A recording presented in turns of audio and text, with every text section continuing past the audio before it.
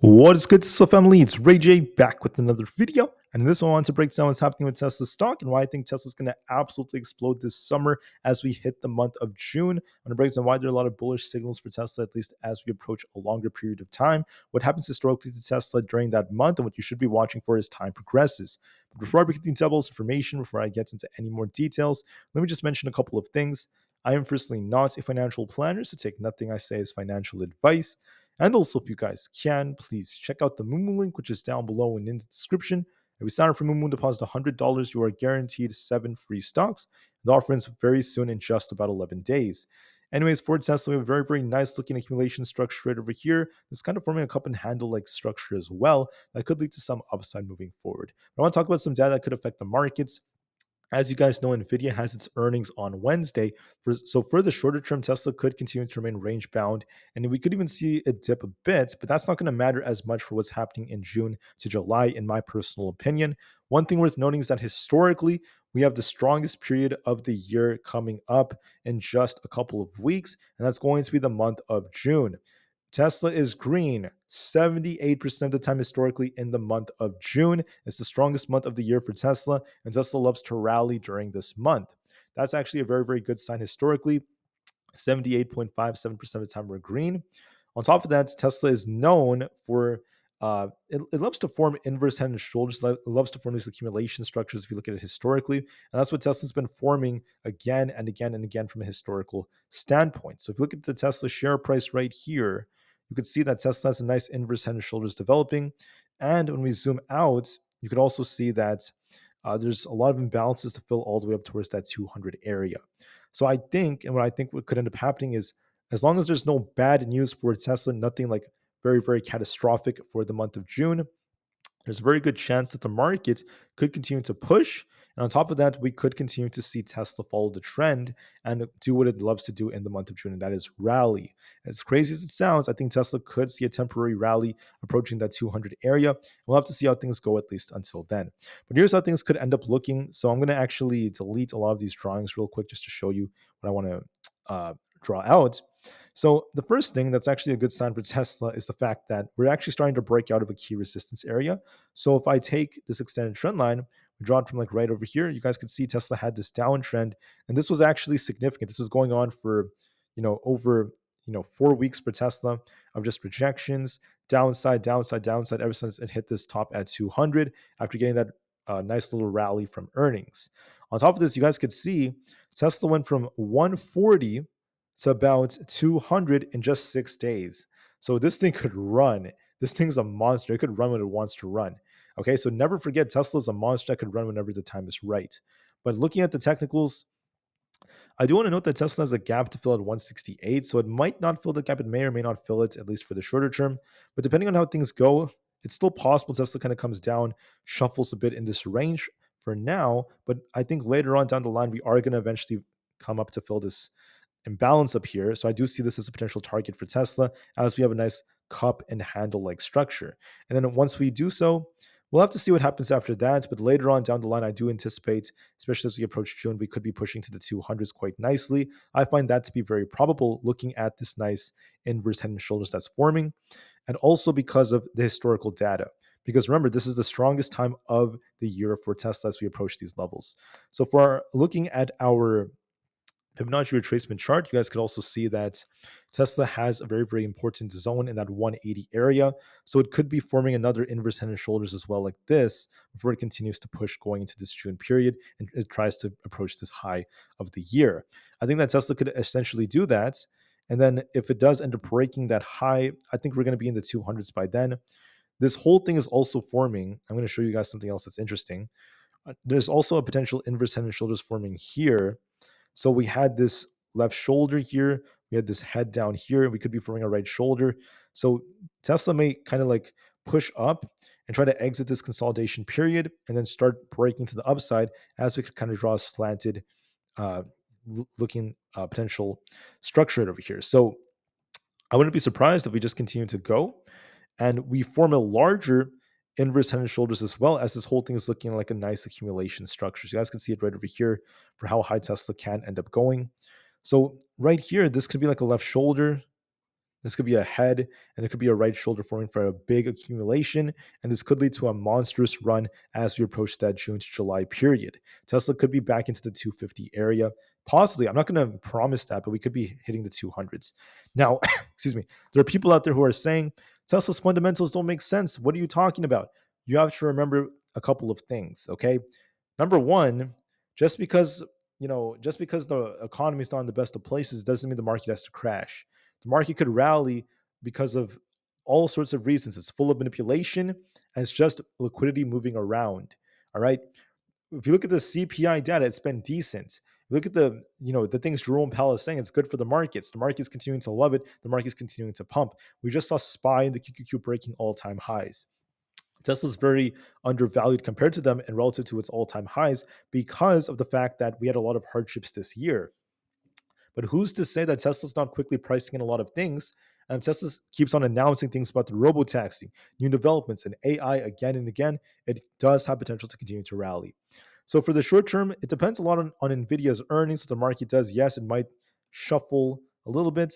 It could still do so, but as time goes on, especially in June, we have a nice accumulation structure right over here, and we could even continue to rally as we approach the month of August like this for a monstrous run into the 230 plus area, just hypothetically, right?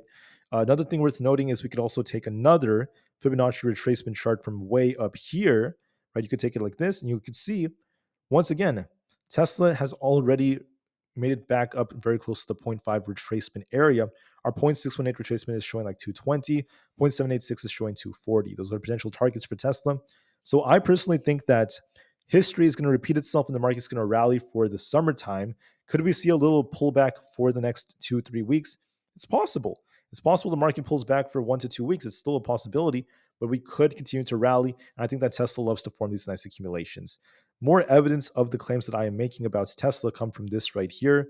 When you zoom out and look at Tesla on our monthly time frame, just like this, you can see how Tesla is actually still on an uptrend right over here. So you guys can see this. Tesla is still holding up quite well. Many people are going to just start saying, oh, there's a head and shoulders, it's going to crash. I don't see Tesla crashing back down to $40, guys. That's ridiculous. Because if it starts dipping like that, everyone's going to start buying the dip like crazy. But another thing you could kind of do is kind of look at this like other trend line that could be drawn out like this, at least on the monthly. You guys can see it's been actually holding that trend line as well.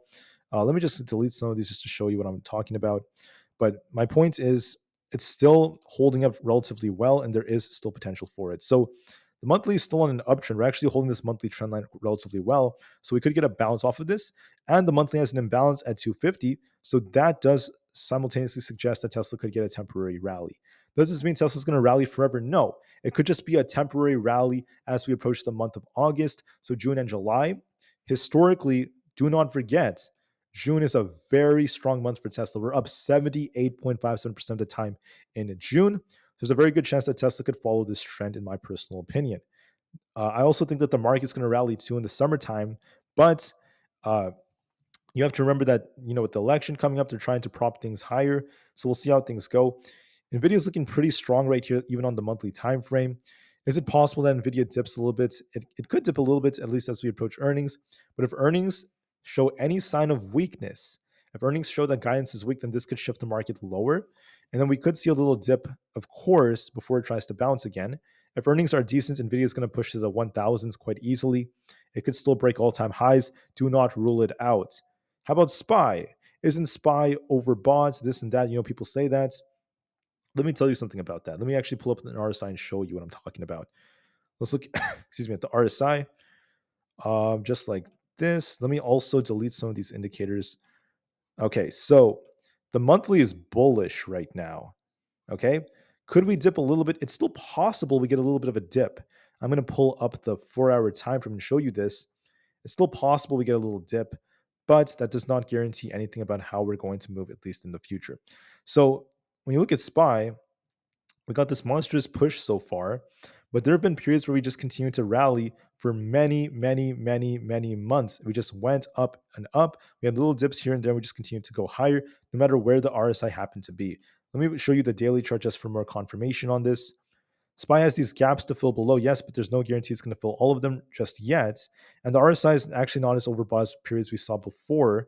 There were periods where the RSI was all the way up here at much higher levels, like into the 79 area. And then SPY traded sideways for just a week. Then it just continued to go higher again. So it's very manipulated. The market's insane. So you want to be very open minded. Looking at SPY, despite the fact that volume is slowing down, SPY's rallied on low volume in the past as well, such as like this period right here, we got very low volume. It just kept going. So here's how I see things. I'm going to take a Fibonacci retracement and show you guys this. It is possible that SPY does dip a little bit if the high is in, and we get a temporary pullback all the way down to about the 520 area. But in order for us to really dip and see this thing reject, we need to see confirmation of that break of key support levels, which we haven't really done yet. And we need a bearish catalyst. So SPY, with Powell's speech, we'll see if it establishes a lower high and then continues to drop. We could come down to 523 again, fill the gap, and then continue to push as we approach the month of June and slowly uptrend to new all-time highs like this, creep up into the 540 to 550 area. That's still a strong possibility. And then we could form a top as we approach August, and we could see another dip again. That's one possibility. But then what if we get a bad catalyst? We're still waiting for that catalyst, of course, because the market is kind of pushing off the data, the CPI report and all that stuff that's saying that the economy is doing all right. That's why the market is still pumping. But just know that if we get a bad catalyst like regional bank failures or etc., we could see SPY dip even lower to try to fill this gap down here before we get some kind of bounce. But if we were to dip, look at what happens every time we dip, right? We dipped right here on SPY to 493. Then we rallied all the way up to 525. Then we dipped to 493 again. We rallied to 531. So every time we dip, the buyers keep on defending because they're creating these fake crashes. They want retail to think the market's going to crash. It's going to crash. They start shorting really hard, and then they pump it right back up to screw over as many people as possible. I'm sure you've been in a situation where you try shorting the market, you short it, it goes higher. You short it, it goes higher, and you get tricked. It's happened, and that's part of the game. So for SPY, I wouldn't be surprised if we do get a bigger dip. We're going to likely continue to rally in June and July. They're going to likely continue to prop things up for the next bull run, the next leg up, and it's going to continue to squeeze as many shorts as they can until we approach August for the next leg down. So I'll be watching for a move like that. I find this to be the most likely possibility for SPY. We either get one more little push down before we continue to rally, or it's just a small little dip and then we just continue. Isn't that illogical? Isn't the market overbought? Yes, but the same thing happened in December of last year. In January, the market was so overbought, and yet we just saw little dips and we just continued to rally. So do not solely trade based off an RSI. Just know the market is super manipulated.